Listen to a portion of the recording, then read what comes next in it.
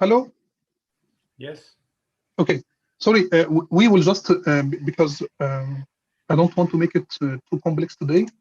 So we can just, I will go to this example. But now we know how convolution is working and how bowling is working and what is the value. I mean, why bowling is important. Stride. I mean, this is a stride. This is a step side which we need to. I mean, the convolutional. I mean, the filter will move with this step size for the. But I want to go to this example here. Yes, this one. If we need, you know, CFAR T, it's a data set for images, and it's a data set which has 10 classes, in fact. So I guess we have animals, different types of animals, cars, boats, and stuff like this. So it's a data set which. So I will talk about CFAR 10 quickly. CFAR 10 dataset, it consists of 60,000 images, and its color image, which is RGB, in 10 classes. So we have classified in 10 classes. In fact, each image size is 32 times 32, but it's color image, which means it's RGB image. So each image has three channels. So there are 50,000 for training and 10,000 for testing. And the dataset is divided into 5 training batches and 1 test batch. So each training, 5 training batches, which means each training batch has 10,000 images, right? The test batch contains exactly 1,000 randomly selected images from each classes. So the training batches contains remaining images in random order. So this is CFAR 10. You can just play with it. You can start building your maybe first deep learning model for CFAR 10. But I have here, I mean, if you want to get CFAR 10, you have it, in fact, in keras.datasets. So you can just import. You can import it from keras.datasets, right? So just from keras.datasets, you need to import CFAR 10. And you will use this command, load data. So it's a CFAR 10.load data. You will get the training set and test set. Remember, the training set, it's 50,000 images, 50,000, and the test set is 10,000, right? If you want to plot it, you can just plot it as you want, like it is here. For the Y test, for the labels, we have 10 classes, right? We have here 10 classes. So you will see that this one, it's like this one. Maybe it's 1, 1, 2, 3, 4, 5, 7, 6, 7, 9, 0, or 10. I don't know if it is 0 or not. So whatever, we have 10 classes. This one, we cannot use this one, in fact. We need to convert this one into a vector of, we need to apply one-hot encoding. So one-hot encoding, I need to convert each value here into a vector consists of 10 values, 10 values. So it will be zeros everywhere, except when it's a 7, for example, it will be 1. And when it's 10, it will be 1 here, for example, and the rest will be 0. So how can we do this? Using this command, toCategorical. So this command from sklearn, I guess, toCategorical, it means it's converting it into one-hot encoding. So in this case, instead of having one output, which is a number between maybe 0 and 9 or 1 and 10, for example, we will convert it into one-hot encoding. So in this case, the size here will be, it will be matrix, right? The first dimension here will be the size of the data set, and this one will be the number of classes. So this command is very, very important. toCategorical, it will convert categorical variable into one-hot encoding or one-hot representation, for example. Here, because each pixel value, it's a number between 0 and 255. So you can just use, we need to normalize it. And it's easy to normalize it by just dividing each pixel value by 255. When we divide it by 255, it will be converted into a number between 0 and 1. So now it's normalized. So normalization here, it's very easy in images because we know the minimum value, we know the maximum value, right? We don't need to use normalization function because we use this normalization function with data which we don't know. We don't know the minimum value, we don't know the maximum value. But when it's image, in fact, it's much easier because we know that the pixel value, the minimum value will be 0 and the maximum value will be 255, right? So this is our first deep learning model, or convolutional or CNN model. I need to build a model to classify those images. So for example, this one is a truck, right? So I need to build a model which can classify this image into a truck.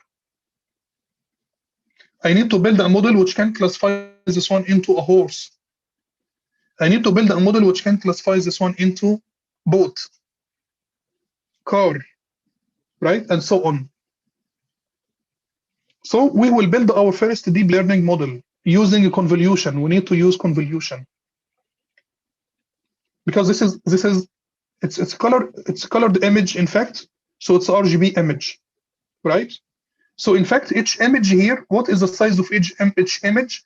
It's 32 times 32 pixel values. So the height equals 32, the width equals 32. But this one RGB image, it's RGB, which means that each image is represented as 32 times 32 times 3. So it's a 3 matrix, it's a 3-channel matrix. It's not grayscale. When it's a grayscale, this one will be 1. But when it's a color image, this one will be 3. 1 for each color, 1 for R, 1 for G, 1 for B. Red, green, blue. Right? So each image now, we can just say it's input volume. So the input volume will be 3D. Right? The input volume will be 3D. So now we need to build our first model. So we will use sequential API from Keras. We will use sequential API from Keras. So I need first to define a model. Model equals sequential. This is something very basic. This is a model which you want to build. You can call it model, you can call it deep learning 1, whatever. So model equals sequential. So now we defined our model. We need to add our layers. So the first layer will be conv2d layer. When we add this, we use this command model.add, and in this one here, we need to add layer by layer. So the first layer will be convolutional. It will be conv2d. The first number here, it's the number of kernels which you want to define, number of filters. How many filters you want? 32, for example. Here I'm selected 32. So the first number here will be 32 filters. I want to generate 32 different filters. Right? 32 different filters. The next one will be the size of the filter. What will be the size of the filter? It will be 3 times 3. Right? You can select whatever you want. Right? So it will be 3 times 3. What is the activation function? We will use ReLU. Usually we use ReLU everywhere except in the last fully connected layer. It will be softmax. Right? So usually we use ReLU everywhere. Do you know why ReLU? Because we are working now with pixel value, and the pixel values are positive values, correct? It's from 0 to 255. So how the ReLU looks like? ReLU looks like this one, right?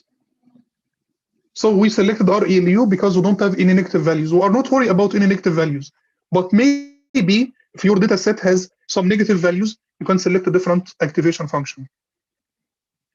So the selection of the activation function, it's based on your problem and your data. So now we will use ReLU. Okay, so this one, it's the filter size or kernel size. Kernel size will be 3 times 3. How many kernels we need to initiate? 32 kernels. Okay, this is the input shape. What is the input shape of your image? Yes, we agreed that it's 32 times 32 times 3. This is the input shape. So this one will be the input shape. Do you want to use padding or not? It's up to you. If you want to use padding, you can just use padding equal same. If you don't want to use padding, you can just say padding equal void.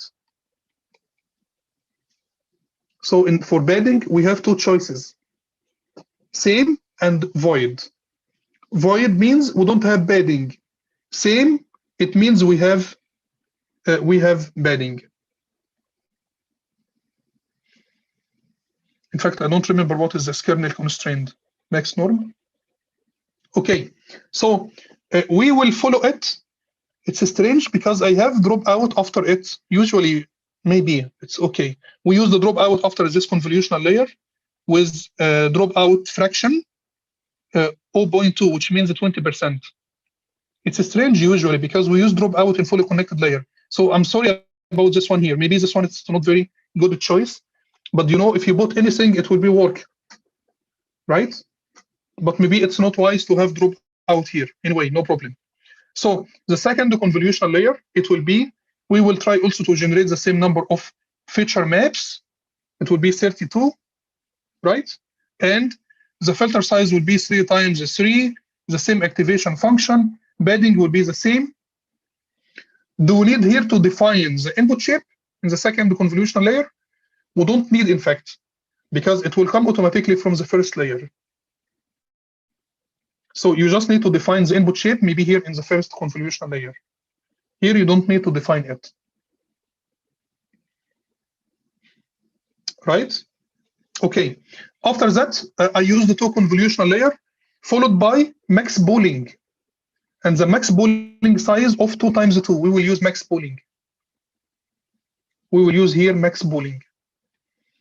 And after that, now we finished the convolution. So we will flatten those derived activation feature maps. So we will use flatten. So we will add just one layer called flatten. Without anything, it will automatically transfer the feature maps from its original size into a flattened size, into a vector size. It will convert all feature maps into vectors, into a vector. And after that, we will use two fully connected layer. So the first fully connected layer will contain 512 neurons, right? 512 units. Activation function will be RALU. It's normal to use, after this one, it's normal to use dropout here, in fact. It's normal to use dropout here, not here. It's normal to use dropout here after fully connected layer, not here, in fact. So maybe using this one here, it's a mistake. Maybe it's not correct. Because in fact here, we try to reach the best values for the weights, for extracting feature maps. So it's not wise to use dropout here. So maybe just, you know, in coding, we copy and paste things, and sometimes we make mistakes. And after that, the last fully connected layer, this one will be the output layer. This one will be the output.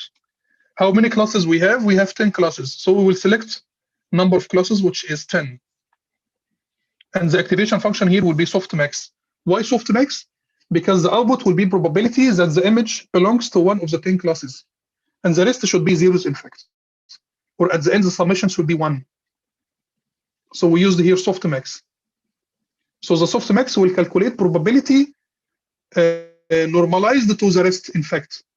So the total summation of probabilities, it should add to 1, in fact. So we used here softmax.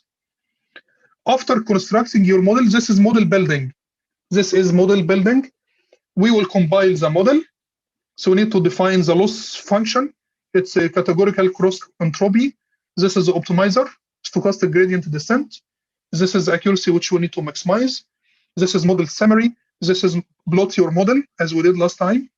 So this is the model, how the model look like. And we have this summary of the table describing your model.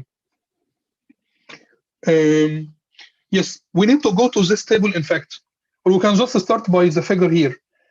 So the input layer will be, the first convolutional layer will be this conv2D. So the input size will be 32 times 32 times 3. The output size will be the same. Why it's the same? Why the output size is the same as the input size? Because of what? padding? Padding? Because what? Because padding. Yes, because we use the padding. So here we use the padding, same. So the output size will be the same as the input size. But remember here, it's 32 times 32 times 3. But the output here, it's 32 times 32 times 32. Why? Why is this number of channel is different? Why is the number of a channel is different?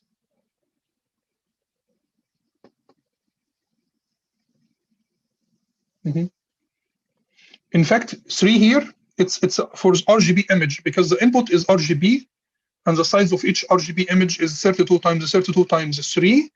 But after that, we will apply those filters and we decided that how many filters, how many feature map we need to get? We need to get 32. So we will apply those 32 features to each input volume and we will get 32 feature maps of the same size as the input. So it will be 32 times 32 times 32. So this 32, in fact, here in the third place, it's number of feature maps, number of filters, right? Okay, the second layer, we will use dropout. Maybe, sorry, this one is wrong, but dropout does not have any values, it does not have any weights, does not have anything, in fact. So we will go to the second convolutional layer. So the input shape will be 32 times 32 times 32, because this is what we got from the previous layer. And we will apply also the same 32 filters, so we will get the same size exactly, and we use the padding, so we will get the same size here, 32 times 32 times 32. After that, we will apply max pooling, and we use max pooling for compression. When we apply max pooling, the size will be different now. The size will change, right? The size will change. So we will go from 32 times 32 times 32 into 16 times 16 times 32. In fact, we lose 50% of, is it 50% or it's, yes, when it's 32. In fact, we compress it, we lose 75% of the size. So this is quarter of the size, in fact, right? It's not half, it's a quarter. When we apply max pooling of size 2 times 2. So we compress each feature map into the quarter of its original size, right? Because the original image was 32 times 32. Now we are just dividing it like this one. So we will keep only that part, right? So we keep only we compress it. The compression ratio is 75%. You can just say that, right? So after applying max pooling, here, the output size will be 16 times 16 times 32. We will not touch this one because this one, it's not height and not width.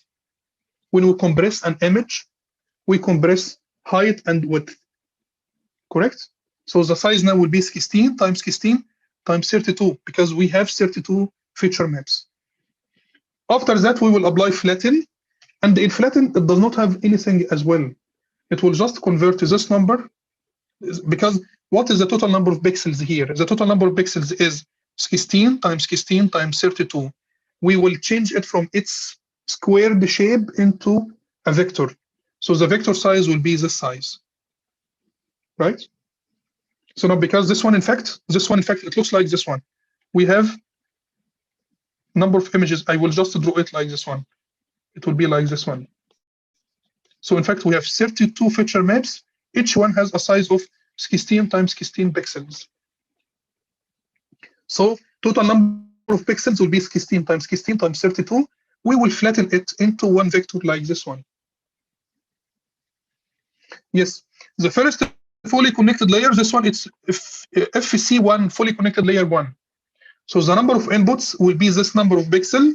Number of output will be 512, which we selected here, right? We selected here 512. So the number of output will be 512. Number of output will be 8,192 pixels.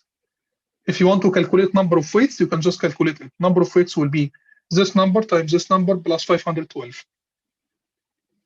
Okay, the last fully connected layer number 2. We used here dropout. This is okay. Dropout, it does not have any parameters, in fact. So the last fully connected layer, number of inputs will be 512. Number of outputs will be 10 because we have 10 classes. So number of weights here will be 512 times 10 plus 10. Right? So,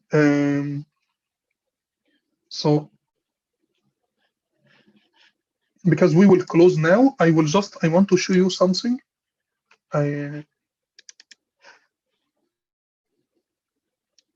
Yes, okay.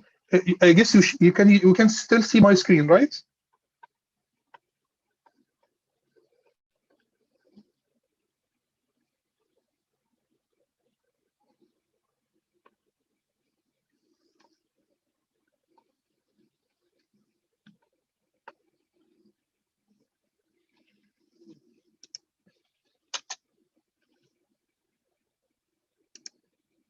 So I want to tell you something. If we have 32 feature maps, what does this mean, in fact? In the first convolutional layer. So you can just imagine that the first convolutional layer will be one layer, and this layer will has 32 perceptrons or neurons, right? Each neuron, in fact, is connected with 4 weights, right? So each one of those is connected with, I mean, the filter size is 3 times 3, right? It will be like this one. So this one, it's omega 1, omega 2, omega 3. So each filter is connected to 9 parameters, right? So here, how many weights connected to this one? It will be like this one. 1, 2, 3, 4, 5, 6, 7, 8, 9. This one also will be connected to another 9. So each one will be connected to another 9. So we can just imagine that the first CNN layer, CNN1, it will consist of 32 neurons or 32 filters, and each filter has 9 parameters. So how many? What is the total number of parameters here? What will be the total number of weights in the first convolutional layer? What will be? So it will be 32 times the size of the filter, which is 3 times 3 plus 32. Is it correct? So if we need to calculate number of weights in each layer, we will do it like this one. For convolutional layer, this is how we do it. I mean, the first convolutional layer consists of 32 filters. Each filter, in fact, it's one neuron, and each neuron is connected with 9 parameters, right? So when we train our convolutional layer, we will have 32 filters, the new filters with new values. So each filter now is connected with 9 values. We will initialize the filter with random values, and we will train it, right?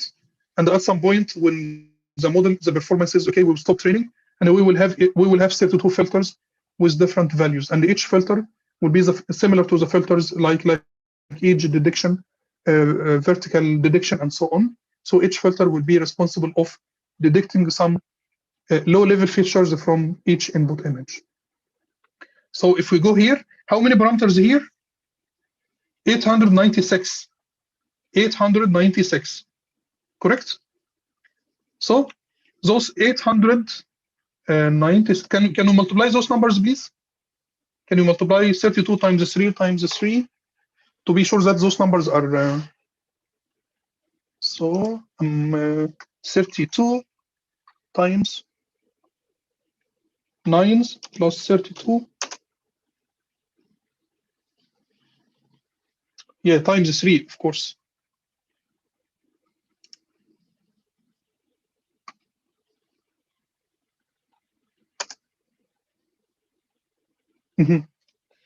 This one, because the input image, in fact, it's RGB image.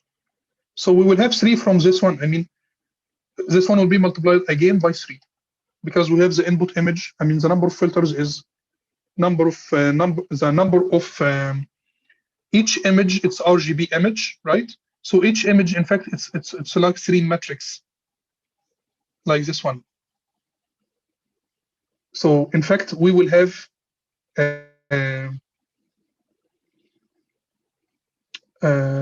I mean, each unit from this one will be connected with 3 times 3 times 3. In fact, one filter for each. So we will apply one filter for each. For each channel. So the total number of parameters will be 896 values. Yes. For the second layer, for this one, how many layers? How many here? How many layers here? Sorry, how many weights? So for the second convolutional layer, for CNN2, how many learnable parameters? How many trainable parameters? Yes. So also we decided that we need to generate 32 feature maps, right? But what the input volume? The input volume for this layer here, in fact, it's 3 times 3 times 32, right? The filter size will be 3 times 3. The filter size here will be 3 times 3. So the total number of parameters will be 32 times 3 times 3 times number of a channel, which is 32 plus 32. Can you calculate this number, please? So this one will be 32. So it will be 9248. 9248. And if we can go to the last slide, 9248. So this is the correct number. So now we can calculate number of parameters in each layer from each convolution layer. This one, it's easy because this is fully connected layer. It will be 512 times this number plus 512. This number. This is easy. So this one, it will be 8192 times 5112 plus 5112. So you will get this number. This number is also very easy. This one, it will be 10 times 512 plus 10. So it will be this number. Yes, and we will meet again next time. We will revise those topics one more time. I will polish these slides and upload it to Blackboard. Yeah. So thank you very much for today, and we will meet again next week. Sorry, we don't have time for taking some questions this time, but we will discuss more next week. Okay, thank you very much. Thank you. Bye-bye.